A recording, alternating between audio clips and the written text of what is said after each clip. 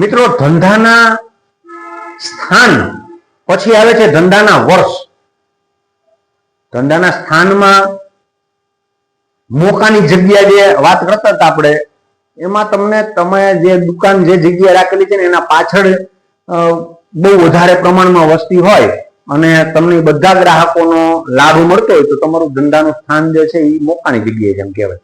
એવી રીતે ધંધાના વર્ષ જે છે એ પણ ખૂબ જ મહત્વના છે. TBZ ત્રિભુવનદાસ ભીમજીભાઈ ઝવેરી 108 सालों से आपका साथी. આવી રેડિયોમાં આપણે જાહેરાત સાંભળતા હોય તો આ ધંધાના વર્ષો જેમ વધારે હોય ને એમ ગ્રાહકોની સંખ્યા વધે અને ગ્રાહકોની સંખ્યા વધે એમ વેચાણ વધે ને વેચાણ વધે એમ પાઘડી વધે.